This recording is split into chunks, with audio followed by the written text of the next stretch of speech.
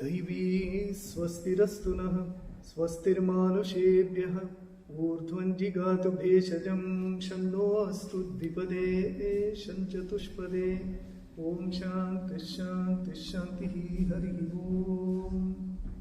ओम वसुदेव सुतं देवं कंसचाणूरमर्दनं देवकी परमानंदं कृष्णं वंदे जगद्गुरुं। हरि ओम। पंडित जी को सादर नमस्कार, आप सबको नमस्कार। जो इस कथा की आयोजन किए हैं उनको नमस्कार, आप सब कष्ट करके यहाँ आ रहे हो सबको नमस्कार। आज से कुछ दिन हम श्रीमद् भागवत की कथा की चर्चा करेंगे।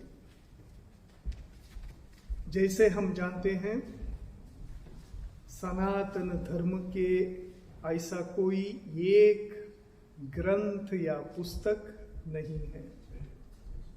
क्रिश्चियन धर्म का पुस्तक क्या है? बाइबल। सब बाइबल को मानते हैं, बाइबल पढ़ते हैं। मुसलमानों का है कुरान। सनातन धर्म का ऐसा कोई एक पुस्तक या एक ऐसा ग्रंथ है, ऐसा नहीं। लेकिन सनातन धर्म वेदों के ऊपर आधारित है। मैं सामने आऊं नहीं तो ऐसा ठीक है ना?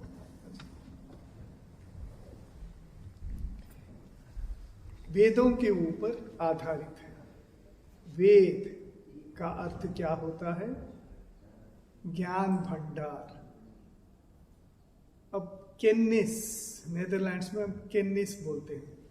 किसका केनिस है? किसका नॉलेज है? किसका ज्ञान है? साइंस, मेडिसिन हो, बिल्डिंग बनाने का ज्ञान हो, गाड़ी चलाने का ज्ञान हो, जो कुछ भी हो उसको हम केनिस जानते हैं, कहते हैं। यही है वेद। वेद एक समुद्र है। इसलिए सनातन धर्मी जो है, जो हम हिंदू कहते हैं, इसमें कोई अंतर नहीं है। सनातनी, हिंदू, ऐसा कुछ भी अंतर नहीं है। सनातन धर्म का अर्थ है धर्म जो चिरंतन है। इसका अर्थ क्या हुआ? इसका कोई शुरू का दिन नहीं है। इसका कोई ऐसा कोई प्रॉफिट नहीं है जो शुरू किया, ऐसा कुछ भी नहीं है। सनातन धर्म इस विश्व ब्रह्मांड के आदिकाल से रहा है, अनादिकाल तक रहेगा। यही है सनातन धर्म। शाश्वत सत्यों के ऊपर निर्भर करता है। वो सब शाश्वत सत्य जो कहते हैं वही है वेद। वेद एक ज्ञान का समुद्र है। वेद हर जगह पे ऋषि मुनि ध्यान करके आविष्कार किए वेदों को, वेद के तथ्यों को, सत्यों को आविष्कार किए। हिमालय में उन दिनों में जब कोई फैक्ट्री नहीं था, जब आपको ऐसा ही कपड़ा मिल जाता है दुकान में, ऐसा तो नहीं था। उन दिनों में वे जंगल में बैठकर ठंड में पत्ते इत्यादि खाते खाते बहुत सारे सत्यों का आविष्कार किए। इन सत्यों को हम वेद कहते हैं। सही समय पर हमको जो सत्य चाहिए वो आएगा सामने, दुनिया के सामने। यही ऋषि मुनि आविष्कार किए। उन आविष्कारों को सब एक करके एक ग्रंथ रूप में जो लिखे, उनका नाम था भगवान व्यासदेव जी। व्यासदेव जी समस्त वेदों के तथ्यों को, समस्त वेद मंत्रों को एक करके हमारे सामने प्रस्तुत किए। इन वेदों को वे अच्छी तरह समझने के लिए 4 भाग किए। ऋग, यजुः, साम और अथर्ववेद, 4 वेद। इन 4 वेदों में भी भाग किए। मंत्र, ब्राह्मण, आरण्यक और उपनिषद। हर वेद में मंत्र भाग रहता है, ब्राह्मण भाग रहता है, आरण्यक भाग रहता है और उपनिषद या वेदांत भाग रहता है। सब अच्छी तरह जगत के सामने रख दिए वेदव्यास जी। इतना काम किए, बाद में वेदव्यास जी सोच रहे थे कि मैं इतना किया, लेकिन फिर भी कुछ तो मन में शांति जैसा नहीं है, कुछ और भी करना पड़ेगा जगत के लिए। कितने लोग वेद पढ़ सकते हैं? बहुत कम। वेद का एक एक मंत्र देखिए, ऋग्वेद 10,000 मंत्र है ऋग्वेद में, 10 मंडल है, हजारों सूक्त हैं। एक एक मंत्र को पढ़ने के लिए, समझने के लिए दिन ब दिन लग जाते हैं। इतने गंभीर, इतने गूढ़ अर्थ है उनमें। इन सबको साधारण जनता कैसे समझेंगे? इसलिए भगवान व्यासदेव सोचकर क्या किए, और भी लिखूंगा करके पुराण आदि लिखे। असल में 108 पुराण है, और भी थे, लुप्त हो गए समय के इसमें। उनमें से 18 पुराण बहुत प्रधान कहा जाता है। उनमें भी महापुराण, उपपुराण इत्यादि बहुत सारे हैं। जो भी हो, इन सब पुराणों में से श्रीमद् भागवत महापुराण को श्रेष्ठ माना जाता है। हर पुराण के बहुत सारे लक्षण होते हैं, आप सब सुने होंगे, सर्गश्च, प्रतिसर्गश्च, मनमंतर आदि इत्यादि बहुत सारे हो, तो सब डिटेल से। जो भी हो, पुराण पढ़ने से हमको क्या होगा? कहानियों द्वारा हमको ईश्वर का सत्य समझ में आएगा, ब्रह्म तत्व समझ में। ये सब समझने से क्या होगा हमको? हम जो अब जीवन बिता रहे हैं, ये जीवन तो ऐसा ही अंध जैसा चल रहा है। असल में हम कौन हैं हमको पता नहीं है। वेद इत्यादि हमको सिर्फ इतना ही सिखाते हैं, तुम कौन हो इसको पहचानना। जब हमको पता चलेगा हम असल में कौन हैं, इस शरीर तो चला जाता है, शरीर बदलता रहता है, नया शरीर आता है, ऐसा तो होता ही रहता है। लेकिन उसके पीछे जो अनंत शक्ति है, उस शक्ति का नाम है आत्मन। हम हैं आत्मन, अनादि अनंत। इसको समझना हमारा कर्तव्य है। मैं कौन हूं इसको जानना ही चाहिए। जिंदगी में आए, जन्म हुआ, कुछ पढ़ाई किए, नौकरी भी मिल गया, फैमिली हुआ, बाद में निकल गए। क्या किया? वही उतना ही किया। लेकिन हमारा कर्तव्य क्या है? इन सब के बीच में हम कौन हैं इसको जानना चाहिए। इसको जानने के लिए बहुत तरह के मार्ग सनातन धर्म दिखाते हैं। एक मार्ग है ध्यान करना, योग मार्ग कहते हैं। दूसरा मार्ग है भक्ति मार्ग। भक्ति मार्ग इस महाभागवत कथा का सारांश है। भक्ति का समुद्र है श्रीमद् भागवत।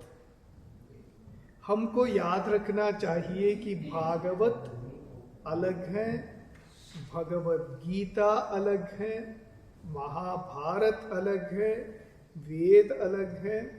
हमारे शास्त्र अनंत समुद्र जैसा है।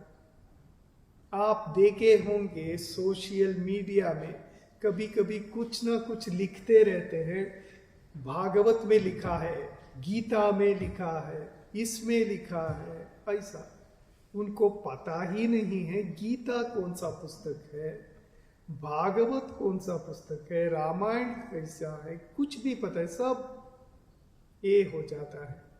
पहले वेदों के बाद आए, वेदों को पढ़ने का नियम, यज्ञ यागादि करने का नियम कहने के लिए उपवेद, वेदांग, जैसे ज्योतिष, यहाँ सूरज है, यहाँ मार्स है, यहाँ जुपिटर है। अच्छा, ये प्रशस्त समय है हमको यज्ञ करने के लिए।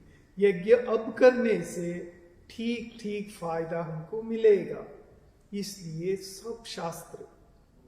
और एक है वेद मंत्र जो उच्चारण करते हैं हम, ये आज का नहीं है।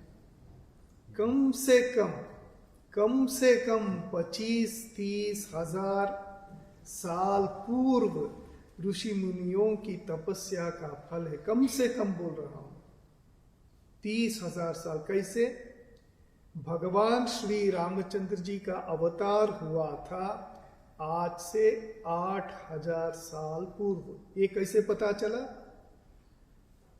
ऋषि मुनि वाल्मीकि इत्यादि मुनि महर्षि कभी झूठ नहीं लिखते हैं। वहां लिखते इस तिथि, इस नक्षत्र, इसमें भगवान श्री रामचंद्र जी का जन्म हुआ, इस तिथि के दिन उनका ये हुआ। इस तिथि नक्षत्रों को आधुनिक विज्ञानी प्लैनेटोरियम टेक्नोलॉजी में लगाकर डेट का कैलकुलेशन किए, स्पष्ट हो गया है। कम से कम 5-10 मिनट इधर उधर होगा, नहीं तो स्पष्ट दिन पता चल गया है। किस दिन भगवान श्री रामचंद्र जी अवतारित हुए, किस दिन भगवान श्री कृष्ण धरती पर आए, सब पता चल गया है। कृष्ण भगवान 5 से 5,000 साल पूर्व इस धरती पर थे। जैसे पंडित जी बोल रहे थे, सब सत्य है। ये सब कहानी नहीं है, बनावटी कहानी नहीं है, सब सत्य है।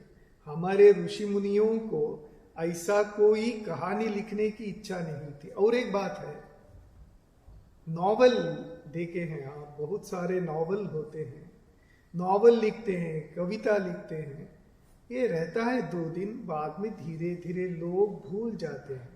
किसी एक ग्रंथ की शक्ति तब रहेगा जब तक वो कहानी या पुस्तक चिरकाल मनुष्य पढ़ेगा, उसका परिवर्तन होगा जिंदगी में। ऐसा है, यही है भागवत कथा, भागवत महापुराण। ऐसे 18 पुराण हैं। यहाँ तो बहुत सारे पुराणों का अध्ययन होता है, सब होता है, मैं जानता हूँ। वहाँ भी अपकोड़े में बहुत होता है। और ये सब पुराणों में से भागवत पुराण एक है। भागवत पुराण भी व्यासदेव का ही दान है। व्यासदेव कैसे लिखे? बहुत सारे कहानियों में कहानी, कहानियों में कहानी, ऐसा जटिल हो गया है। लेकिन फिर भी जब महाभारत संपन्न हुआ, बाद में शुकदेव इस महाभारत कथा जनमेजय आदियों को कहे, पूरा सुनाते हैं। बाद में उसको सुनने में एक थे सूत। सूत ऐसे एक जाति नहीं बोलूंगा, एक मनुष्य ग्रुप होते थे। वे कहानियों को सुनकर कहानियों को लोगों तक पहुंचाते थे। ऐसे सूत देव जी एक ऋषि थे। वे आकर दंडकारण्य आए। दंडकारण्य करके उन दिनों में बहुत बड़ा एक अरण्य होता था। वहां बहुत सारे ऋषि मुनि रहते थे। इन सब ऋषि मुनि वहां कहते हैं 1000 साल, जो भी हो, कुछ साल यज्ञ याग आदि किए। यज्ञ संपन्न होने के बाद सनकादि ऋषियों के सामने सूत इस भागवत कथा जैसे उन्होंने शुकदेव जी से सुने थे, उसको सब लोगों के सामने प्रस्तुत किए।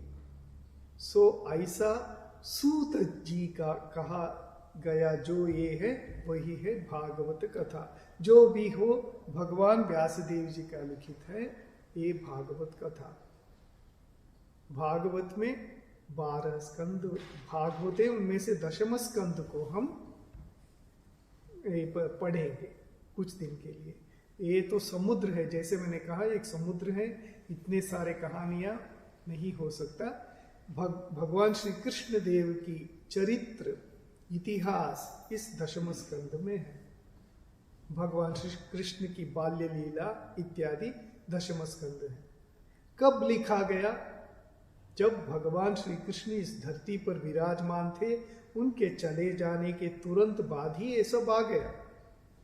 लेकिन आजकल के हम जैसे जानते हैं, स्कॉलर बोलते हैं उनको, ये डेट वो डेट करके बोलते हैं, नहीं ये इस साल में लिखा गया, वो सब कुछ नहीं है। भगवान की लीला सब उसी समय से आ गया है हमारे पास। और ये प्रिंट नहीं था उन दिनों में, किसी किसी के पास एक एक कॉपी रहता था, ऐसा ही होते होते आया। मैं जो बोल रहा था, और एक बात बोलने के बाद इस भागवत कथा के बारे में आऊंगा।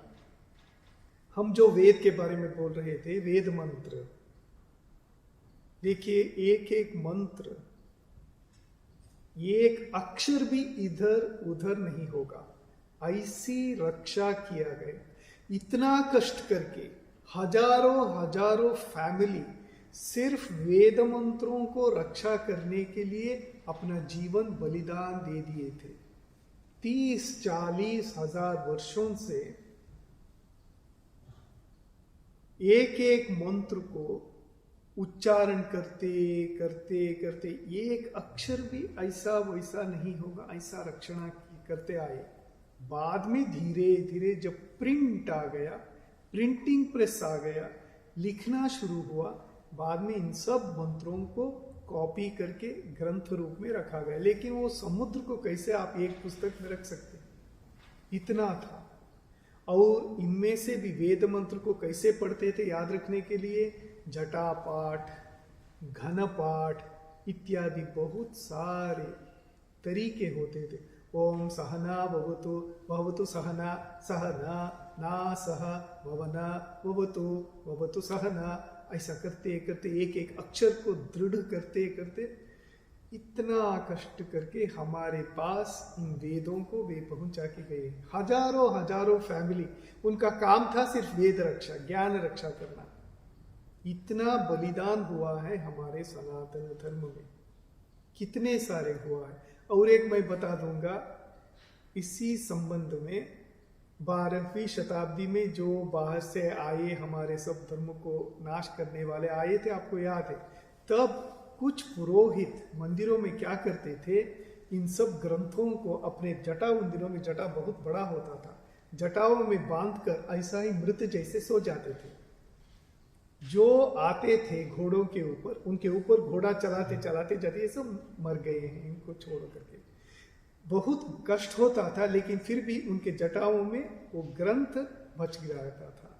ऐसा ही हमारे ग्रंथ बच के आए हैं। इतने सारे कष्ट लेने के बाद हमारा सनातन धर्म आज फिर से जग रहा है। इनमें से एक बहुत बड़ा अवदान है भागवत का। हम भागवत का ये पहला मंत्र पहले पढ़ेंगे।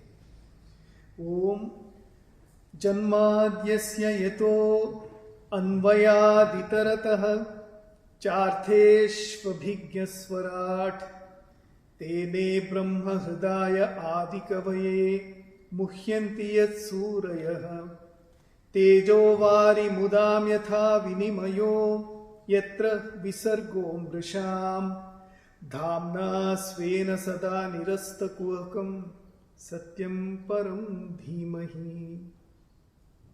यही है पहला मंत्र भगवान भागवत जी का। ग्रंथ हम जो कहते हैं, ये ग्रंथ उन्हीं का स्वरूप है, भगवान का ही स्वरूप है। इस भागवत कथा के बारे में कहते हैं, जो मृत्यु प्राय हमारा जीवन, इसको अमरत्व के लिए की ओर लेके जाने का ग्रंथ है भागवत। यही है भागवत का काम। जैसे हम जानते हैं, वो सब जो महाभारत की कहानी सुनाई जा रही थी, महाभारत की कहानी बोल रहे थे, तब क्या हुआ था, उनको मृत्यु का ये हो गया था। इस समय शुकदेव जी उसको महाभारत कथा इत्यादि सुनाए। मृत्यु पार करने के लिए एक उपाय है। जन्म मृत्यु को पार करने के लिए इन सब ग्रंथों का अध्ययन करना चाहिए। इन सब के माध्यम से स्वयं भगवान बोलते हैं, यही हमको सोचना चाहिए। ये भागवत ग्रंथ महान है, और उसके साथ भगवान श्री कृष्ण को भी हमको आराधना करना चाहिए। इसलिए मैं वो कृष्ण के लिए जय बोलना पड़ेगा शुरू करने से पहले, ठीक है। ओम। अच्छा, वसुदेव सुतम कर सकते हैं।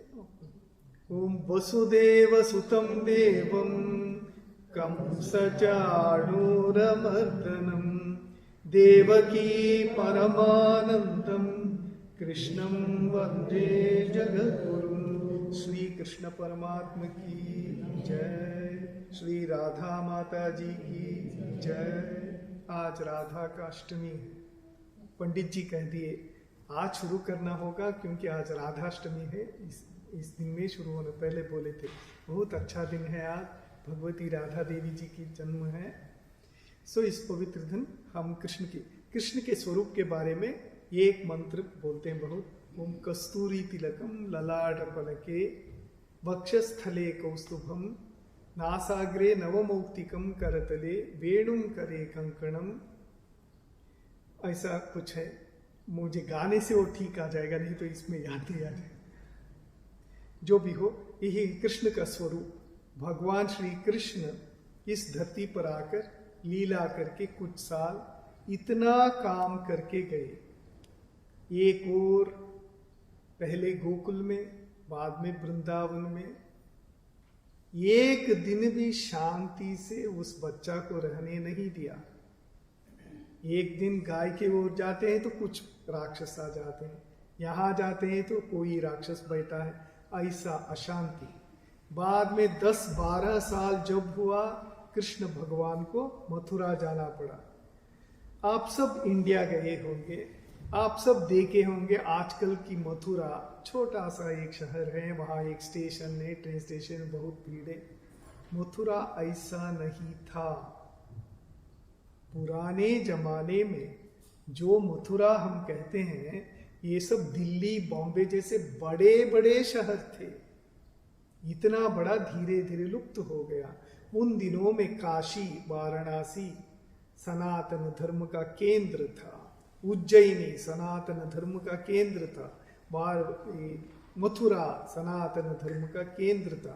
ये सब जगह, इन सब जगहों में सनातन धर्म का इतने बड़े बड़े मंदिर होते थे और बिजनेस बहुत बड़ा चलता था, सब कुछ था। इसी समय, उसी समय में वहां कंस राजा का, इसमें भगवान श्री कृष्ण को 10-12 साल के बाद वहां जाना पड़ा, वहां कष्ट झेलना पड़ा। बाद में फिर से महाभारत युद्ध तक कितने सारे काम कृष्ण को करना पड़ा। एक व्यक्ति, एक अवतार को एक ही जीवन में कितने लोगों के साथ युद्ध करना, ये करना, सब करने के बाद, सनातन धर्म की स्थापना करने के बाद, भगवत गीता प्रदान करने के बाद, भारतवर्ष में शांति लाने के बाद भगवान श्री कृष्ण चले गए। एक महान व्यक्तित्व। हम उनको अवतार मानेंगे या नहीं मानेंगे, जो भी हो, ऐसा कोई थे इस धरती में जिनका नाम था भगवान श्री कृष्ण, वसुदेव पुत्र वासुदेव। इन्हीं की कहानी है ये भागवत। परीक्षित राजा पूछते हैं दशम स्कंद में, बताइए हमको, हमने सुना है ये ऐसे कृष्ण भगवान करके कोई थे, उनको इतना सब कष्ट करना पड़ा। कौन थे कृष्ण, उनकी जीवनी क्या है? कर्षति इति कृष्ण, आकर्षति। कृष्ण का थे जो आकर्षण करते हैं। किसका आकर्षण करते हैं? जीवों को अपने ओर आकर्षण करते हैं। हम उनका नाम करते हैं। पंडित जी कह रहे थे नाम करना इतना प्रधान है। कलो नास्त्यैव नास्त्यैव नास्त्यैव गतिरन्यथा, हरेर्नाम हरेर्नाम हरेर्नामैव केवलम कलो नास्त्यैव नास्त्यैव नास्त्यैव गतिः अन्यथा अन्यथा गति नास्ति। इस कलियुग में बहुत आसान मार्ग यह है भगवान का नाम स्मरण करना। नाम स्मरणाद अन्योपायम नहीं पश्यामो भवतरिणी कहते हैं। अच्छा कहिए इस धरती में क्या करने से अच्छा होगा? तो कहते हैं ऋषि, देखो नाम स्मरणात अन्य उपायम नहीं पश्यामि, मैं तो नामस्मरण को छोड़कर कोई उपाय नहीं देख रहा हूं। बहुत आसान है, भगवान का नाम करो, भगवान आकर्षण करेंगे, मैग्नेट। हाँ, इस आयरन फाइलिंग्स जैसे बोलते हैं, इसमें आयरन को अट्रैक्ट कर देंगे। यही है कृष्ण। ये कृष्ण भगवान के बारे में परीक्षित राजा जानना चाहते हैं, क्या हुआ, ये सब क्या है, इतने सारे बोलते हैं। वहीं से शुरू हुआ भागवत जी का 10वां स्कंद। पहला अध्याय में सिर्फ प्रश्नोत्तर है। ये सब हम सुने हैं, ऐसा हो रहा था सुने हैं, ये हो रहा था, ये सब क्या है, सच है क्या? ऐसा बोलने के बाद द्वितीय अध्याय 10वां स्कंद से भगवान श्री कृष्ण की जीवनी शुरू होता है। उससे पहले मैं फिर एक बार इस जो मंत्र बहुत प्रधान है, जन्माद्यस्य इत्यादि, उस मंत्र के बारे में कुछ बोलना चाहता हूं। मैं जैसे कहा, भगवान व्यासदेव जी समस्त वेदों का संकलन किए, विभाग कर दिए, बाद में पुराण रचना किए, फिर भी उनके मन में थोड़ा सा और काम रह गया, ऐसा होता था। तब वे ब्रह्म सूत्र की रचना किए। 200 सूत्र है ब्रह्म सूत्र। पहला सूत्र है अथातो ब्रह्म जिज्ञासा जन्मादि अस्य यतः। अथात ब्रह्म जिज्ञासा कर्तव्या। हम अब ब्रह्म के बारे में जानेंगे। ये ब्रह्म क्या है? कोई दाढ़ी वाला ऊपर बैठा है ऐसा है ब्रह्म? नहीं। ब्रह्म का अर्थ है कॉन्शियसनेस, सुप्रीम कॉन्शियसनेस, अनंत चैतन्य। उनके बारे में हमको जानना चाहिए, क्योंकि हम उसका अंश हैं। हम कैसे जानेंगे? जन्मादि यस्य अस्य यतः। ये सब जो हम देख रहे हैं, ये सब उनके ऊपर आधारित है। तो वो कौन है, इसको जानना है। इसी द्वितीय सूत्र को लेकर इस पहला भागवत की मंत्र लिखे। इसका अर्थ ये है कि ये कि व्यासदेव जी समस्त वेद का संकलन करने के बाद, ब्रह्मसूत्र लिखने के बाद, पुराणों को लिखने के बाद ये भागवत महापुराण की रचना की। सो जन्माद्यस्य यतो अन्मयादितरतः। ये सब हम जो देख रहे हैं, नाम रूप देते हैं, इसको कहते हैं माइक्रोफोन, इसको कहते हैं पुस्तक, ये सब हमारे मन में सब ये हो गया है। इतना सब हो रहा है और दुनिया बदलता ही रहता है, लेकिन फिर भी हम सोचते नहीं, ये तो ऐसा ही रहेगा, ठीक रहेगा, ये सब ठीक रहेगा। 30 साल पहले हम जो रास्ते में जाते थे, वहां कुछ मकान नहीं थे, अब आ गए, हम उसको मान लेते हैं। कुछ मकान थे, वो निकल गए, हम उसको भी मानते, कहते वो तो ऐसा ही बदलता रहता है। सब बदलता रहते, लेकिन कौन नहीं बदलता? मैं नहीं बदलूंगा। हम सोचते हैं ये शरीर रहेगा ही, ये बदलेगा नहीं, हमको कुछ नहीं होगा, लेकिन हम इस शरीर नहीं, शरीर तो बदलता ही रहता है।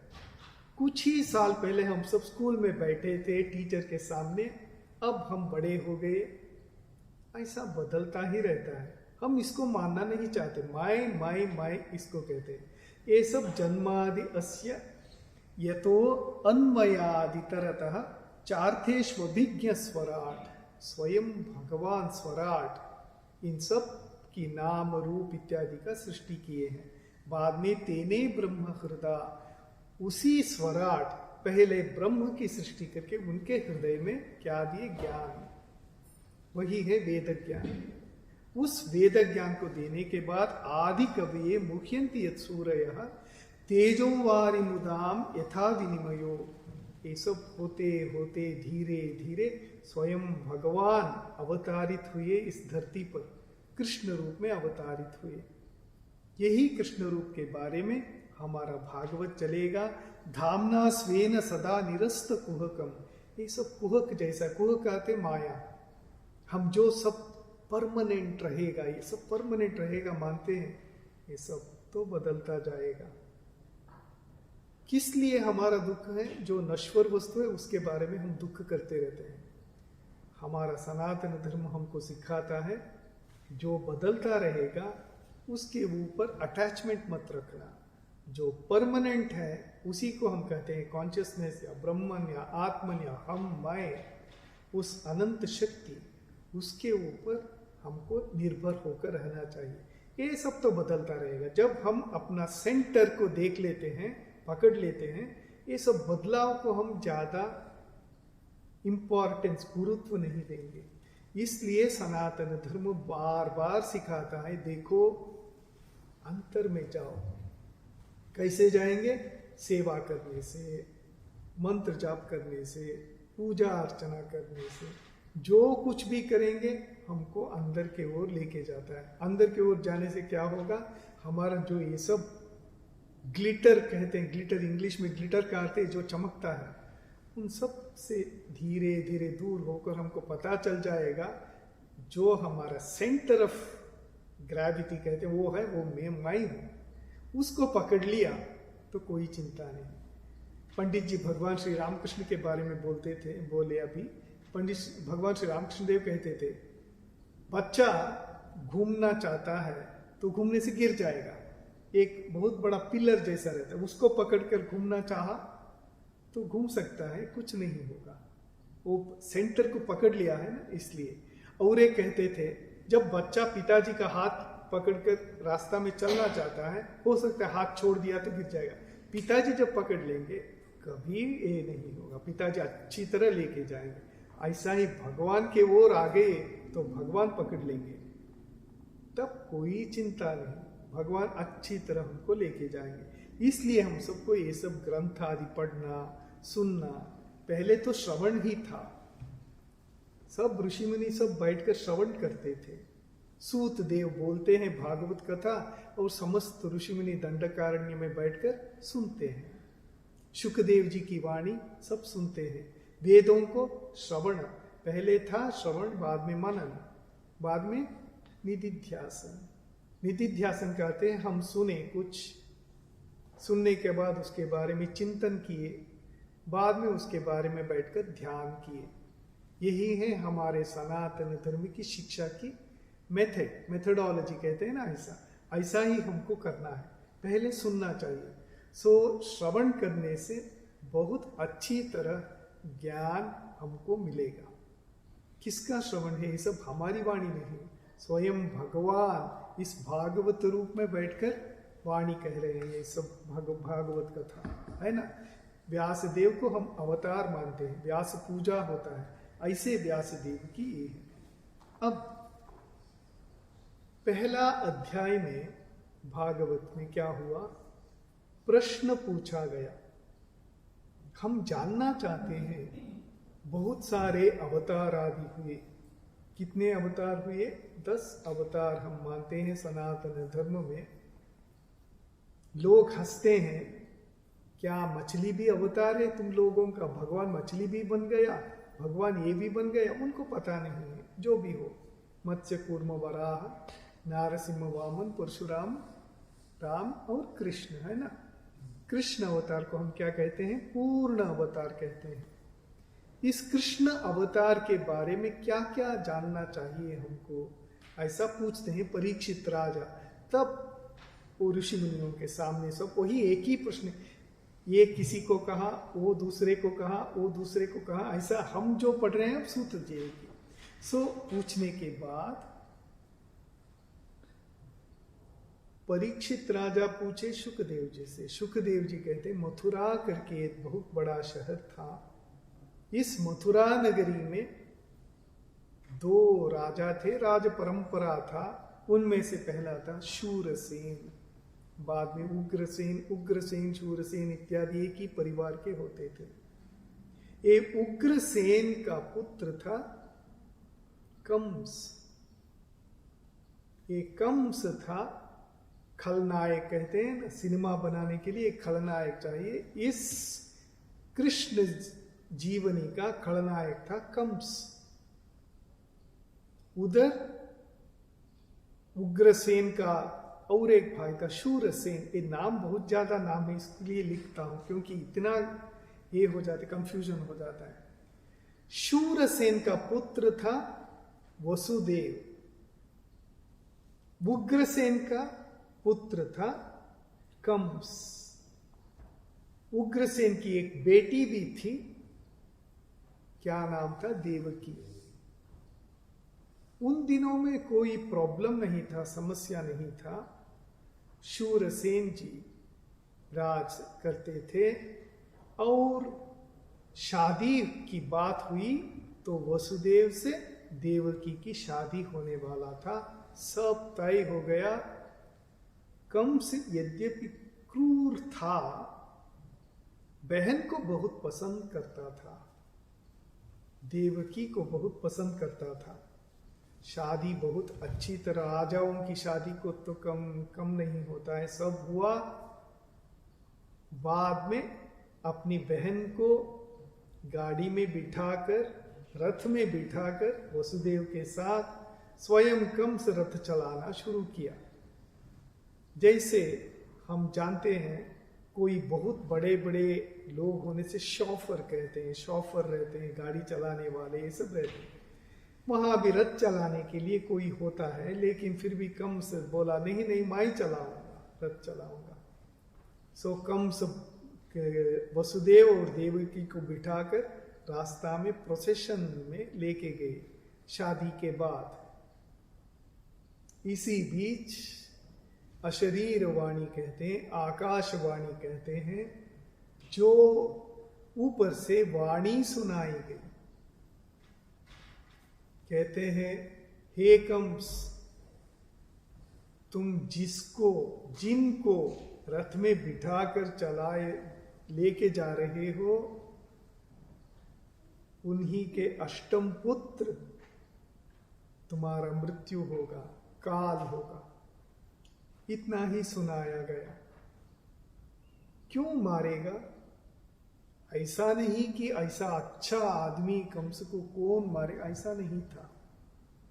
कंस बहुत क्रूरी था, बहुत सारे अन्याय किया था, बहुत अन्याय किया था।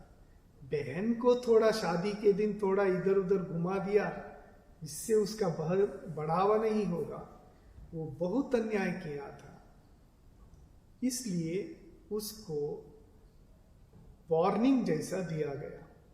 देखो, ये जो देवकी है, उसका अष्टम पुत्र तुम्हारा काल होगा, यम होगा।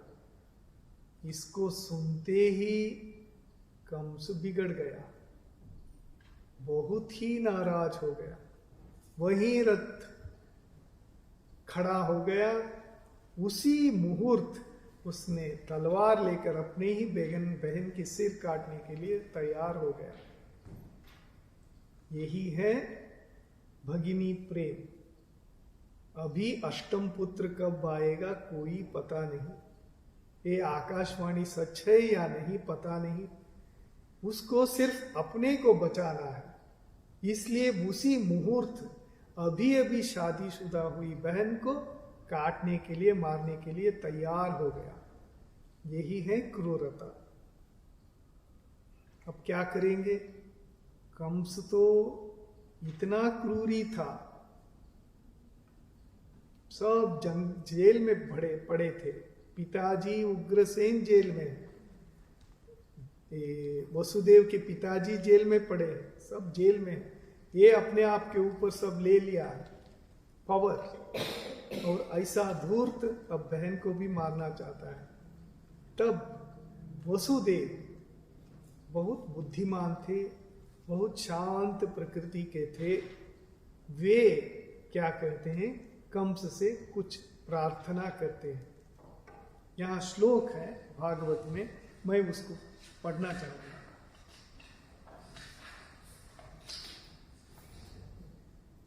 वसुदेव कहते हैं, श्लाघनीय गुणशूरे भवान भोजय शस्करः स कथम भगिनीं हन्यात् स्त्रियम उद्वाह पर्वणि। स्त्री हत्या तुम करोगे कंस? शस्त्र नहीं है उनके हाथ में।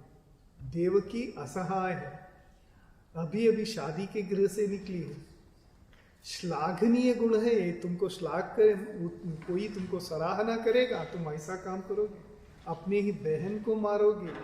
और स्त्री हत्या तो बहुत बड़ा पाप समझा जाता था उन दिनों में। भ्रूण हत्या, स्त्री हत्या इत्यादि को ब्राह्मण हत्या, स्त्री हत्या, भ्रूण हत्या। समय हो गया। अच्छा,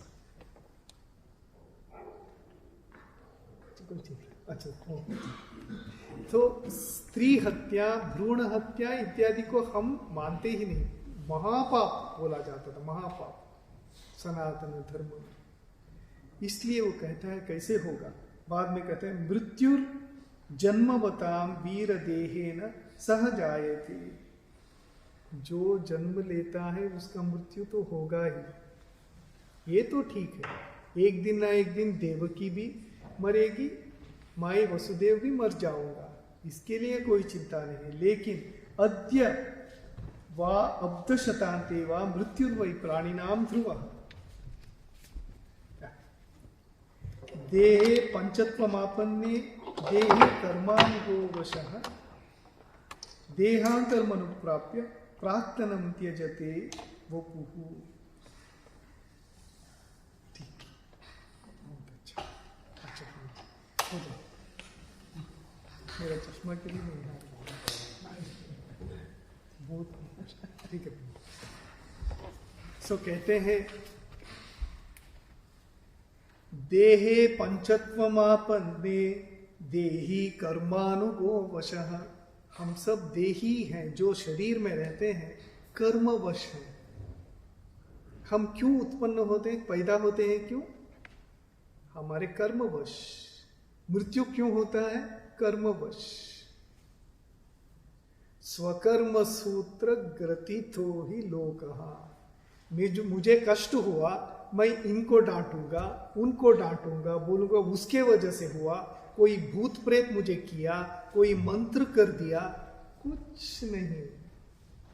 मेरा कर्म फल मुझे मारेगा और कुछ नहीं।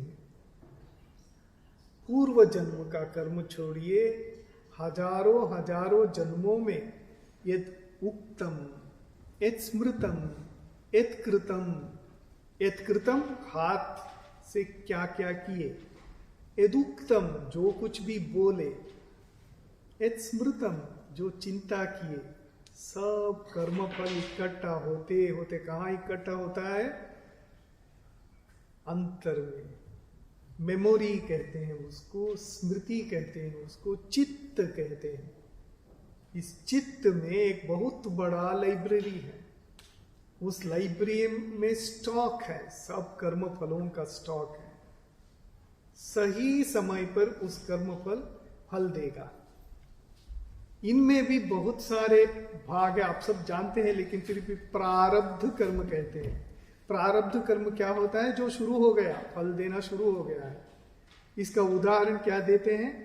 कोई बंदूक से गोली चलाया, गोली निकल गया, अब इसको कोई पकड़ सकता है? नहीं, हो गया तो गया, उसका इफेक्ट होगा ही। बाद में संचित कर्म कहते हैं। संचित है, स्टॉक में बैठा है अंदर, कभी निकलेगा, अभी आएगा, आज 10 साल बाद, 20 साल बाद आ सकता है। प्रारब्ध, संचित, आगामी। आगामी है इस जन्म में जो कर रहे हैं। 10 साल बाद कभी मुझे ऐसा आया, किसी का पैसा लूटूं, किसी को ये करूं, ऐसा, ये 10 साल बाद, इसको कहते हैं आगामी। क्रियमाण कर्म, क्रियमाण कर्म अब कर रहे हैं, अभी कर रहे हैं कर्म। हर कर्म का, हर चिंतन का, हर बात का फल होगा ही। इसको कर्माशय कहते हैं। शरीर के अंदर, मन के अंदर जो रहता है कर्माशय, स्टॉक, ये कभी ना कभी फल देगा ही। इससे बचने के लिए क्या करना है हमको? प्रार्थना, सेवा। ये जो बोलते हैं मंदिर इत्यादि बनाते हैं, वहां जाकर थोड़ा सेवा कीजिए इत्यादि बोलते, किस लिए? सेवा करने से झट झट झट करके पूर्व कर्म जो स्टॉक है खाली हो जाता है। स्वल्पमपि अस्य धर्मस्य त्रायते महतो भयात्। स्वल्पम अपि अस्य धर्मस्य, कुछ करना है नहीं? स्वल्पमपि अस्य धर्मस्य, थोड़ा भी कीजिए इस धर्म को, थोड़ा भी कर लीजिए। महतो भयात् त्रायते, महान भय, डर किसका डर है, क्या हो जाएगा पता नहीं। फिर जेकरिंग करते हैं हम, इस कंपनी को इतना बिताल करते हैं, उस कंपनी को हर महीने बितालते हैं, क्योंकि क्यों करते हैं, वो डर है क्या हो जाएगा भविष्य में। और ये जो फेरजेकरिंग कंपनी वाले क्या करते हैं, इस डर को बिजनेस के लिए बनाते हैं।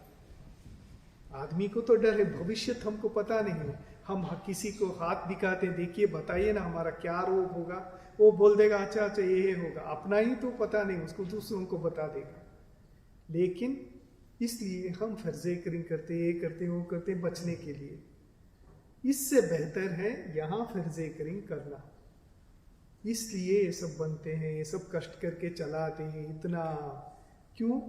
ये सब करने से क्या होगा, स्वल्पमतयस्य धर्मस्य महतो भयात् जीवः त्रायते, मुक्ति मिल जाता है। भगवान को बहुत ज्यादा नहीं चाहिए। वो शिव जी को क्या कहते हैं, और एक नाम क्या है शिव जी का, आशुतोष।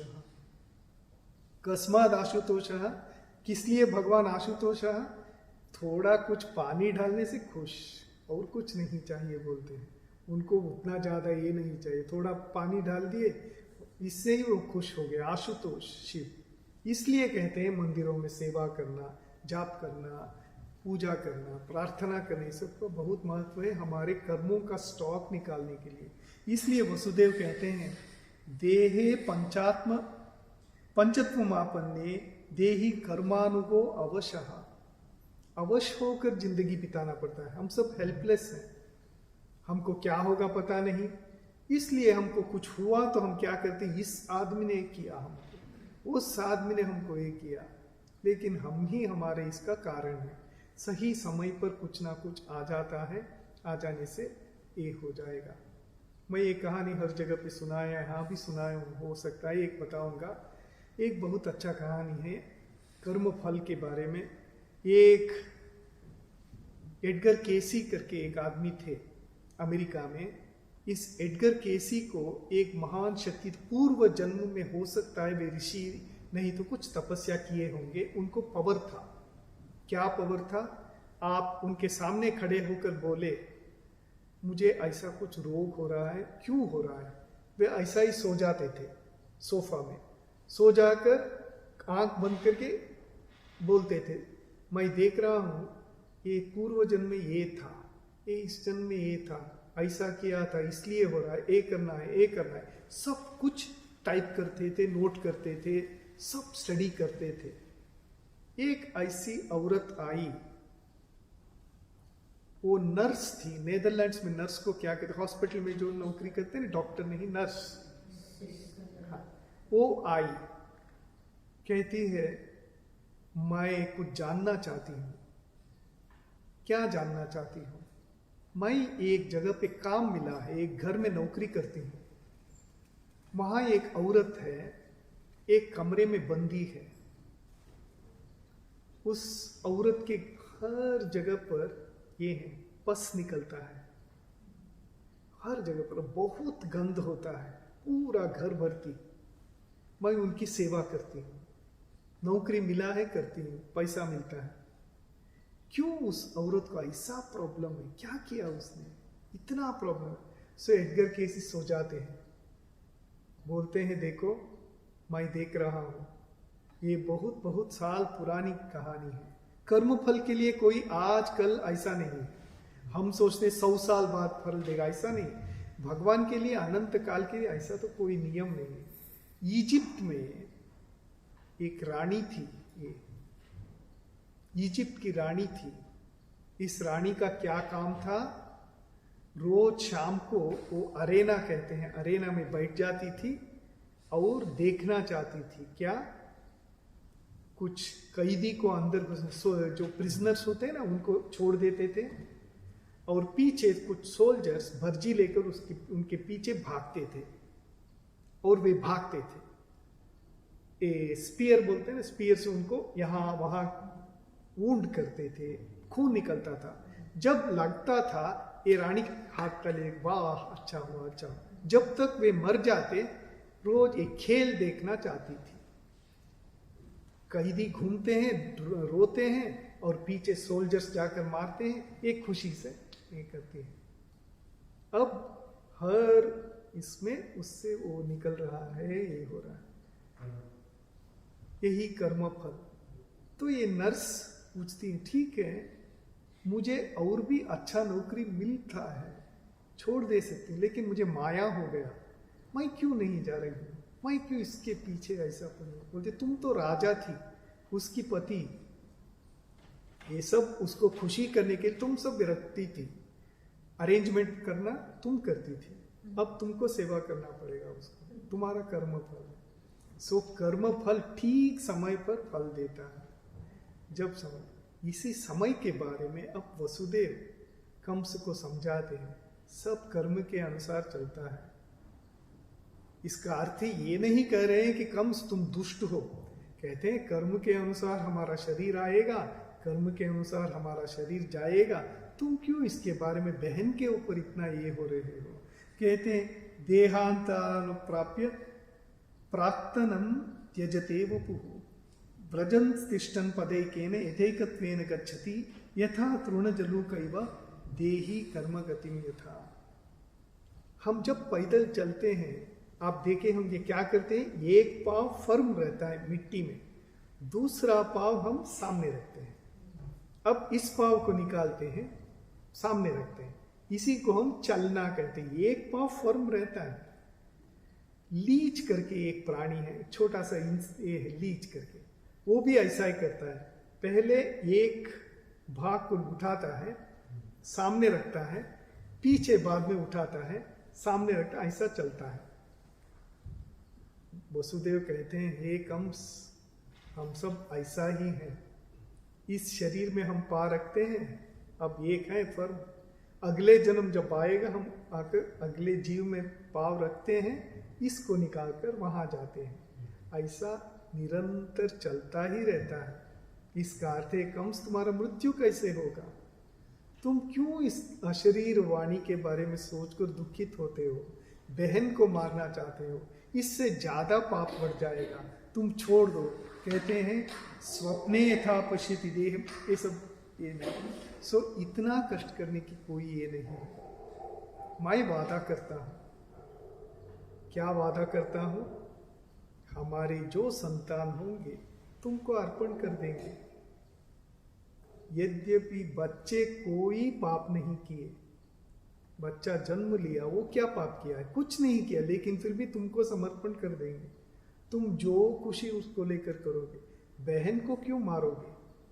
इतना समझाने के बाद कंस ने कहा, अच्छा ठीक है छोड़ दूंगा, लेकिन ऐसा ही तुम लोगों को नहीं छोड़ूंगा, कारागृह में रखूंगा तुम लोगों को, वहीं रहना पड़ेगा। अभी तक वहां है कारागृह जहां वसुदेव देवकी रहते थे। सो वसुदेव और देवकी को लेकर कंस अपना एक कारागृह में बंदी करके रख दिया, चेन करके रख दिया, हाथ में शिकल लगा के वहीं रहते थे वसुदेव और देवकी। धीरे धीरे एक बच्चा पैदा हुआ तो लेकर कंस को दिए।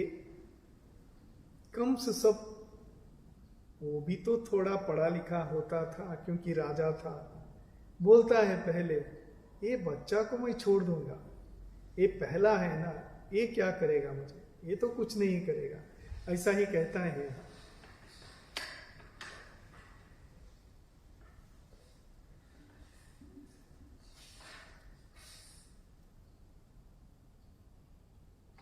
नहीं, वो एक बच्चा को मैं छोड़ दूंगा कहता है, बाद में फिर से सोचता है पता नहीं क्या क्या शक्ति है, क्या हो जाएगा, इसलिए उस बच्चा को वो मारता है। शिशु हत्या सनातन धर्म में महापाप यहाँ कहा जाता है। सो वो पाप भी बढ़ गया उसका। ऐसा करते करते करते देवकी देवी का दुख तो अंत नहीं है, दुख का अंत नहीं है, अपने 5-6 संतान को कंस को अर्पण कर दिए, कंस सर्वनाश कर दिया। कंस सोचता था कभी कभी ये क्या ठीक कर रहा हूं, और उनके तो मंत्री रहते थे, वे मंत्री लोग बोलते थे अरे मार डालो, छोड़ो मत। कौन किसको पता, 8 बोलते हैं 1 से हो जाएगा, 2 से हो जाएगा तुम्हारा मृत्यु, तुम तो महाराजाधिराज हो। ऐसा करते करते वो सब कर दिए। 6 पुत्री हो जाने के बाद अब समय आया कंस का, तब स्वयं भगवान कहते हैं आए, गच्छ देवी व्रजम भद्रे गोप गोभिर अलंगतम रोहिणी वसुदेवस्य भार्यास्ते नंद गोकुले। अब भगवान दुर्गा देवी को कहते हैं अब हमको काम करना पड़ेगा। वसुदेव की और एक गृहिणी थी रोहिणी देवी, अब कहते हैं हमको अब प्लान करके काम करना पड़ेगा। अब 7वां पुत्र देवकी के गर्भ में है, उसको तुम रोहिणी जो गोकुल में रहती है उसको ट्रांसफर करना पड़ेगा। आजकल विज्ञान ये सरोगेट इत्यादि कुछ कुछ कहते हैं, लेकिन उन दिनों में ये सब होता था या नहीं पता नहीं। कहते हैं कि अब देवकी के गर्भ से इसको लेकर रोहिणी के गर्भ में रख देना चाहिए। ठीक है, बाद में क्या होगा, तुमको वहां नंद राजा के पत्नी के गर्भ में पैदा होना चाहिए। यहां मैं स्वयं इस देवकी के गर्भ में 8वें पुत्र के रूप में ये होगा। ऐसा प्लान हो गया। तो क्या क्या हुआ, कंस देवकी को गला काट देने का सोच रहा था, जेल में भर दिया, पहले 6 पुत्रों को मार डाला। 7वां पुत्र जब पैदा होने का है, 7वां पुत्र को लेकर ट्रांसफर कर दिया रोहिणी के गर्भ में। इसका अर्थ है बलराम, जिनको बल कहते हैं, बलराम करते हैं, संकर्षण करते हैं उनको, ऐसा नाम वाले बलराम का जन्म रोहिणी के गर्भ में हुआ। इनका ही पुत्र था, जन्म लिया रोहिणी के गर्भ में बलराम जी, सेफ हो गया। तो कंस 6 संतान को ये किया, 7वां को नहीं। इसी बीच भगवान श्री कृष्ण पैदा होने का समय इधर आया। उधर क्या आया, नंद की यशोदा देवी के गर्भ में स्वयं भगवती दुर्गा जन्म लेने वाली थी। ये सब प्लान करके भगवान आयोजना कर दिए। दुष्टों को संहार करने के लिए, शिष्ट रक्षणा करने के लिए इस धरती में स्वयं भगवान को भी बहुत सारे काम करना पड़ता है, इतना आसान नहीं है। नहीं तो महाभारत जैसा युद्ध, रामायण में रावण को मारने जैसा इतना बड़ा युद्ध होने का कोई आवश्यकता नहीं था। भगवान संकल्प मात्रेण ये करते थे, लेकिन जगत को शिक्षा भी देना है, दुष्टों के बारे में समझाना है, जगत को बहुत सारे काम करना है, इसलिए भगवान ऐसा करते हैं। रामायण में महायुद्ध हो गया, समुद्र के ऊपर एक बहुत बड़ा ब्रिज लगा दिए भगवान, असंभव काम था उन दिनों में, कर दिए। अब कृष्ण के जन्म के पहले भी ऐसा ही हुआ था। तो कहते हैं सा देवकी सर्व जगन निवास भृता नितराम न रेजे। देवकी अपने गर्भ में स्वयं भगवान जगन निवास भगवान को रखती है, तब देवकी देवी के शरीर से ज्योति जैसा निकलता है। वसुदेव देखकर अवाक हो जाते हैं, क्या हो रहा है। वे जानते हैं कुछ ना कुछ होने वाला है, क्योंकि 8वां पुत्र आने वाला है। अब ये जो आएगा ये जरूर कुछ ना कुछ करेगा। क्या करेगा, धर्म रक्षण करेगा। कंस जैसे बहुत सारे दुष्ट मथुरा में इत्यादि जगह में बहुत आनंद से रह रहे, उन सबको मारना चाहिए, इसका समय आ गया। ये वसुदेव जानते हैं। भोजेंद्र गेहे अग्निशिखे वरुद्धा सरस्वती ज्ञान खले यथा सती। स्वयं सरस्वती ज्ञान छिपाकर जैसे रहती है, वैसा अब देवकी देवी दिख रही थी। देवकी देवी में इतना ए हो रहा था, ज्योति निकल रहा था। तब वसुदेव को पता चला अब जरूर कुछ होने वाला है। इधर नंद गृह में यशोदा के गर्भ में स्वयं भगवती जन्म लेने वाली है। ये सब प्लान हो रहा था। बलराम का जन्म हुआ, जो कृष्ण के भाई, कृष्ण का सखा इत्यादि बनकर घूमता है। हम सब, आप सब एक टीवी में देखे होंगे, ऐसा दिखाते हैं बलराम कैसे दिखते हैं। बलराम एक नांगल कहते हैं ना, उसको हाथ में कांधे में लेकर घूमते रहते हैं, ये सब दिखाते हैं। सो बलराम और कृष्ण जो दोनों देवकी देवी के ही असल में पुत्र थे, बलराम जी वहां पैदा हुए, रोहिणी के गर्भ में ट्रांसफर किया गया बचाने के लिए, और इधर कृष्ण भगवान ठीक समय पर जन्म लेंगे। टाइम हो गया पुनीत जी? अच्छा, सब चुपचाप सुन रहे हैं। हाँ? सब बहुत चुपचाप सुन रहे हैं, बड़े ध्यान से सुन रहे हैं। ये घड़ी तो ठीक नहीं है। सो ये हुआ तो अब धीरे धीरे समय आ गया। कंस को इधर बहुत सारे सपने दिखने लगे। सपने देखते हैं बहुत। क्या हो रहा है? डर इतना बढ़ गया कंस को, कुछ तो हो रहा है देखते। और जा जाकर देखते हैं बहन को, बहन बदल गई है, डर नहीं है बहन में अब, क्योंकि भगवान स्वयं उनके शरीर में है, इसलिए डर तो नहीं है, चिंता भी नहीं है। वे अपने दादा को कुछ ना कुछ बोलकर समझाने की कोशिश करती है। ये सब देखकर कंस बहुत ये हो गए, क्या हो रहा है यहाँ। सोचा छोड़ दो इनको, लेकिन सोचता नहीं, मेरा मृत्यु तो यहाँ पाल रहा है, आग आ जाएगा। इसी डर में उसको रात में नींद नहीं है, सुबह में बहुत ये हो रहा है। इसी बीच कब आएगा उस दिन जब कृष्ण का जन्म होगा, सब बहुत ज्यादा क्या बोलते हैं, सोल्जर इत्यादियों को अरेंज करके रख दिया, कोई बाहर ना जाए, कोई अंदर ना जाए, सब करके बहुत व्यवस्था कर दिया। कंस कारागृह से नहीं जा सके, लेकिन फिर भी जब भगवान इच्छा करते हैं तो सब कुछ भी होगा। उधर बलराम पैदा हो गए थे, दुर्गा देवी वहां जन्म ली। इधर रात को कृष्ण भगवान का आविर्भाव हुआ। कृष्ण भगवान आविर्भाव होते ही वसुदेव को और देवकी को अपना चतुर्भुज रूप दिखाते हैं। वे दंग हो जाते हैं, स्वयं भगवान यहाँ है।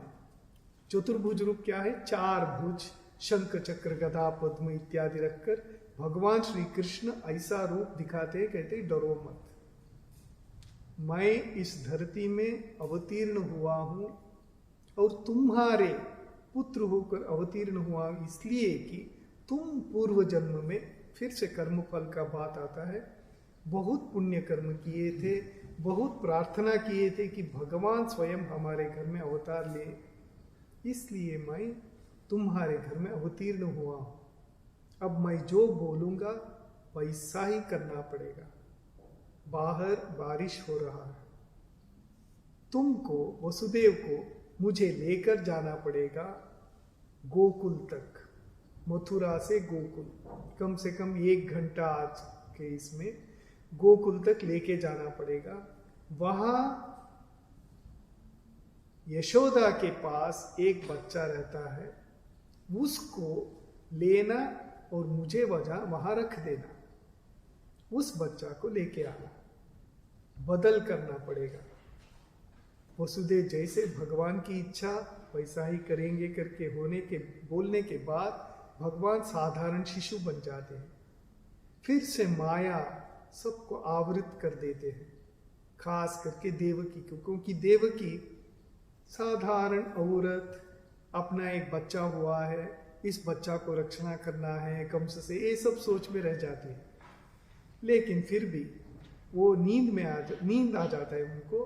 तब वसुदेव उस बच्चा को उठाकर एक झुरी में, कहते हैं ना उसको, उसमें लेकर निकल पड़ते हैं। इतने सारे सैनिक थे, इतने सारे पुलिस थे, लेकिन कोई भी कुछ नहीं कर सका। सब खोल गया, दरवाजा खोल गए, एक खोल गया, सब सो गए थे और कृष्ण भगवान को लेकर निकल पड़े वसुदेव। उस समय इतना वर्षा हो रहा है, बारिश हो रहा है और यमुना नदी भी बहुत ज्यादा हो गया है, लेकिन सब रास्ता छोड़ दिया और पीछे आया वासुकी स्वयं, जिसके ऊपर स्वयं नारायण सोए रहते हैं। वे आ गए रक्षा करने के लिए बच्चा को। हम सब फोटो में इसमें देखे होंगे, पेंटिंग में, जैसे अपना पूरा माथा खोलकर बच्चा की रक्षा करा, लेकर गए। यमुना के उस पार छोटा सा गांव था, नंद घोष का गांव। उस गांव में नंद राजा के घर पहुंचे, वहां भी दरवाजा खुला है, वहां भी सोई है यशोदा माता, और उस बच्चा को लिए इस बच्चा को वहां छोड़ दिए। सिर्फ वसुदेव जी जानते थे कि ऐसा किया गया। देवकी जानती थी कि भगवान स्वयं अवतीर्ण हुए हैं, लेकिन माया आवृत हो गई। वसुदेव जी जानते थे, नंद राजा नहीं जानते थे। नंद राजा जब उठे, वे जानते हैं कि उनको एक लड़का पैदा हुआ है। उनको पता नहीं था कि लड़की पैदा हुआ। सो इस लड़की को लेके आए इधर। धीरे धीरे आने के बाद देवकी के पास उस बच्ची को रख दिए। बच्ची रोना शुरू की। सब जेल फिर से बंद हो गया था। चिल्लाते ही सब सैनिक जाग उठे और बोलते, अरे रे बच्चा पैदा हो गया, कम से कम खबर तो करो। सब दौड़ दौड़ कर कम से कम खबर करे। जाते तो कम से अवाक हो गए, क्या लड़की? अष्टम पुत्र होना था, अष्टम पुत्री हो गई, ये कैसे हो गया? उसको भी थोड़ा ही हो, लेकिन उसका डर ऐसा था, वो अंध हो गया था, पागल हो गया था। उस बच्चा को जैसे करता था, पाँव पकड़कर ये करने को जाता है तो हाथ से निकल पड़ी। दुर्गा भगवती, अष्टमूर्ति कहते हैं उसको, अष्टहस्ता मूर्ति, बहुत सारे अस्त्र शस्त्र लेकर हाथ में रखती हैं दुर्गा। दुर्गा ऊपर जाकर उस कंस को कहती है, अरे दुष्ट, तुम क्या सोचते हो? तुम अब भगवान के विरुद्ध में ये कर सकते हो? तुम्हारा मृत्यु यहाँ नहीं, दूर में पैदा हो गया है और दूर में अच्छी तरह बड़ा हो रहा है। वो समय आने पर तुम्हारा नाश करेगा, तुम्हारा पाप का हांडी भर गया है। इतना कहकर दुर्गा अंतर्धान हो गई। अभी तक बंगाल इत्यादि देशों में जब दुर्गा पूजन करते हैं, दुर्गा पूजन शुरू होता है कब से? कृष्ण जन्माष्टमी के दिन से। कैसे? कृष्ण जन्माष्टमी के दिन एक बहुत बड़ा ऐसा, बहुत बड़ा काठ का प्लेट जैसा रहता है, उसके ऊपर आराधना करते हैं, उसके ऊपर भगवती दुर्गा को बिठाते हैं। कृष्ण जन्माष्टमी के दिन उस आधार को पूजा करते हैं। तब से शुरू हो जाता है दुर्गा पूजन तक। इस बार कृष्ण जन्माष्टमी के दिन इस आधार की पूजा हुई, तो अक्टूबर महीने के 2 तारीख सप्तमी, अष्टमी, नवमी इत्यादि चलता है। तब तक एक कनेक्शन है दुर्गा और कृष्ण भगवान का, आज भी। सो उन दिनों में भी था। सो दुर्गा देवी बता दिया, ने कह दिया कि कृष्ण पैदा हुआ है उधर और ठीक समय पर आएगा। अब कंस तो पागल जैसा बन गया, क्या करेगा वो? सुबह मंत्रियों को बुलाया, मंत्री सब तो कुमंत्री थे, सब दुष्ट थे। बोलते देखो, छोड़ो मत, तुमको उसने बताया कहाँ पैदा हो रहा है? नहीं, तो 8 इसके दूर में जो कोई बच्चा पैदा हुआ है सबको मार डालो, नहीं तो नहीं छोड़ेगा, बचोगे नहीं। तो बहुत सारे बच्चों की निर्मम हत्या हो गई, बहुत हुआ। लेकिन इधर नंद यशोदा सेफ थे, कोई कुछ नहीं कर सका, भगवान की ही लीला है। और वहां श्री कृष्ण पहला दिन जन्म लिए थे, सब खुशी मना रहे हैं, सब हो रहा है, कृष्ण जन्म लिया करके, और सबको मिठाई देते हैं, ये देते। नंद राजा बहुत सारे दान, गोदान इत्यादि करते हैं। बाद में धीरे धीरे नामकरण तो करना पड़ेगा दोनों का, बलराम कृष्ण का, दोनों का नामकरण कैसे करेंगे? तब ऋषि को बुलाते, ऋषि कहते देखो मैं तो मशहूर हूं, सब मुझे जानते हैं, मैं तुम्हारे बच्चों का नामकरण किया तो तुरंत कंस राजा को पता चल जाएगा कि यहाँ पैदा हुआ है, मैं गोपन रखूंगा, ये करूंगा। इसके पहले नंद राजा को हर साल पैसा, चावल इत्यादि लेकर कंस के राजधानी में दे के आना पड़ता था। बहुत साल बाद जब मुगल इत्यादि राजा भारत में राज करते थे, छोटे छोटे राजाओं से ये लेते थे, अनुदान जैसा लेते थे। तुम राजा रहना चाहते हो तो हमको हर साल लाख रुपया दो, इतना चावल दो करके। उन राजाओं के पास कुछ भी नहीं रहता था, लेकिन फिर भी वे देते थे। ऐसा ही नंद राजा भी समस्त इसको चावल इत्यादि लेकर वहां गए, कंस राजा के इसमें दे दिए। बाद में जाकर जेल में वसुदेव से मिले। वसुदेव जी पूछते हैं बच्चा कैसा है, सब ठीक है ना? हाँ बच्चा ठीक है इत्यादि। वसुदेव सिर्फ जानते थे, नंद राजा नहीं जानते थे कौन है करके। नंद राजा कहते हैं वसुदेव को, मैं नामकरण उत्सव करना चाहता हूँ, आप कृपया आ सकते? आप तो नहीं आ सकते, आप तो इसमें हो, क्या करेंगे? मैं वसुदेव जी बहुत खुश हो गए, बोले कि बच्चा का सब मैं आशीर्वाद यहीं से करता हूँ, अच्छा हो, सब कुछ अच्छा हो। तो ऐसा करते करते इधर दोनों बच्चों का नामकरण महोत्सव हो गया। बड़ा बच्चा का नाम, रोहिणी का पुत्र का नाम हुआ बलराम, और उसका नाम हुआ कृष्ण। कृष्ण का नाम है, जैसे मैंने बताया, कर्षति इति कृष्ण, सब जीवों को अपने ओर खींचने वाले हैं कृष्ण। ये दोनों नाम हो गए। अगला हम अकल्प करेंगे, ठीक है? वसुदेव सुतं देवं कंसचाणूरमर्दनं देवकी परमानंदं कृष्णं वंदे जगद्गुरुं। वृंदावन बिहारी लाल जी की जय। बोलिए व्यास भगवान की जय, श्री कृष्ण चंद्र भगवान